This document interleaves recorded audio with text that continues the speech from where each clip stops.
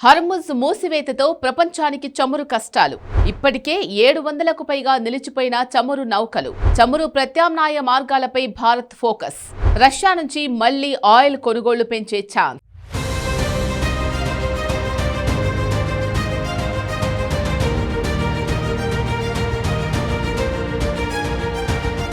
పశ్చిమాసియా క్షిపణులు, డ్రోన్ల దాడులతో కల్లోలంగా మారింది. ప్రపంచ ఇంధన మార్కెట్ తీవ్ర సంక్షోభాన్ని ఎదుర్కొంటోంది. సుప్రీం లీడర్ అయతుల్లా ఖమేనీ హత్యతో ఇరాన్ ప్రతీకార దాడులు చేస్తోంది. హర్ముజ్ జలసంధి మూసివేతతో భారత్ ప్రత్యామ్నాయ మార్గాలపై దృష్టి పెట్టినట్లు తెలుస్తోంది. మరోసారి రష్యా నుంచి ఆయిల్ను దిగుమతి చేసుకుంటుందా? ట్రేడ్ డీల్లు పక్కన పెడుతుందా? ఇప్పుడిదే హాట్ టాపిక్గా మారింది.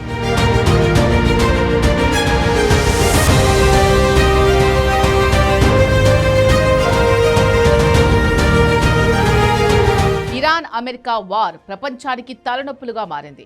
యుద్ధం మరో నెల రోజుల పాటు కొనసాగుతుంది అన్న ట్రంప్ ఇప్పటికే క్లారిటీ ఇచ్చారు. అటు అమెరికా, ఇజ్రాయెల్, ఇటు ఇరాన్ ఎవరూ తగ్గడం లేదు. పరస్పరం ప్రతీకార దాడులతో రెచ్చిపోతున్నాయి. అక్కడి యుద్ధం మిగిలిన ప్రపంచానికి కొత్త సమస్యలు సృష్టిస్తోంది. ఇరాన్ హర్ముజ్ జలసంధిని మూసివేయడంతో అనేక దేశాలకు చమురు కష్టాలు మొదలయ్యే అవకాశం ఉంది. మెజార్టీ దేశాలకు హర్ముజ్ జలసంధి మీదుగానే చమురు రవాణా జరుగుతోంది. ఇప్పటికే 700కు పైగా చమురు నౌకలు నిలిచిపోయాయి. యుద్ధం కారణంగా పలు దేశాలు ప్రత్యామ్నాయాలపై ఫోకస్ చేశాయి. ప్రపంచంలోనే మూడో అతిపెద్ద చమురు వినియోగదారుగా ఉన్న భారత్ ఇతర మార్గాల్లో చమురు కొనుగోలుపై దృష్టి పెట్టింది. ఇంధన భద్రతను కాపాడుకోవడానికి మళ్లీ రష్యా వైపు చూడక తప్పని పరిస్థితి ఏర్పడింది అన్న వాదనలు వినిపిస్తున్నాయి. భారత్కు రష్యా చమురు తప్ప వేరే గమ్యం కనిపించడం లేదు. రష్యా నుంచి కొనుగోళ్లు పెంచితే అమెరికా మళ్లీ భారీ టారిఫ్లు విధించే అవకాశమూ లేకపోలేదు. దేశీయ అవసరాల కోసం రష్యా ఇంధనాన్ని భారత్ ట్రంప్ కార్డుగా వాడుకునే అవకాశం ఉంది. వాణిజ్య ఒప్పందంతో రష్యా నుంచి భారత్ చమురు కొనుగోళ్లను తగ్గించింది. అమెరికా లేదా వెనిజువెలా నుంచి తీసుకోవాలని వాషింగ్టన్ షరతు విధించింది. అందులో భాగంగానే అమెరికా భారత్పై విధిస్తున్న టారిఫ్ను 50% నుంచి 18% తగ్గించింది. ప్రపంచ చమురు సరఫరాలో 20% హర్ముజ్ మార్గం ద్వారానే సాగుతోంది. భారత్ రోజు వినియోగించే 60 లక్షల బ్యారెళ్ల చమురులో దాదాపు 27 లక్షల బ్యారెళ్లు ఈ మార్గం నుంచే రావాలి. భారత్ దిగుమతి చేసుకునే ఎల్ఎన్జీలో 60%, ఎల్పీజీలో మెజార్టీ భాగం ఈ జలసంధి ద్వారానే సరఫరా అవుతుంది. ఖతార్ వంటి దేశాల నుంచి ఉత్పత్తి నిలిచిపోవడంతో భారత్లో ఇప్పటికే గ్యాస్ కోతలు మొదలయ్యాయి. పెట్రోల్, డీజిల్ ఎగుమతులపై నియంత్రణ. ఇప్పటికే కొన్ని పరిశ్రమలకు సరఫరాలో 10% నుంచి 30% వరకు కోత విధించారు. భారత్ వద్ద ఉన్న చమురు నిల్వలు 90 రోజుల్లోపు మాత్రమే సరిపోయేలా ఉన్నాయి.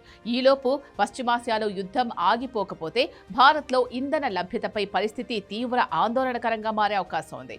ఇప్పుడు యుద్ధం కారణంగా రష్యా చమురు కొనుగోళ్లను భారత్ మళ్లీ పెంచే అవకాశాలు ఉన్నాయని అంచనా వేస్తున్నారు.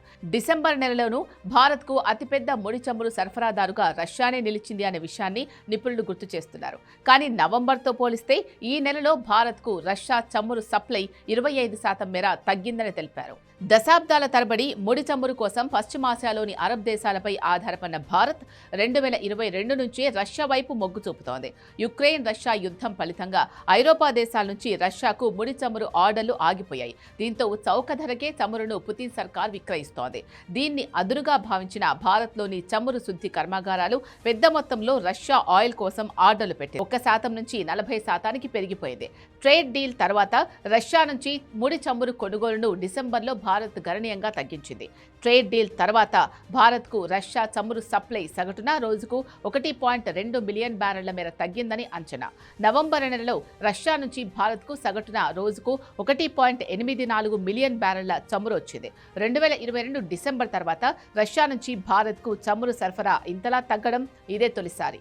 అయితే భారత్లోని చమురు శుద్ధి కర్మాగారాలన్నీ అమెరికా, ఐరోపా దేశాల ఆంక్షలను ఎదుర్కొంటున్న రష్యా ముడి చమురు కంపెనీల నుంచి కొనుగోళ్లను ఇంకా కొనసాగిస్తున్నాయి.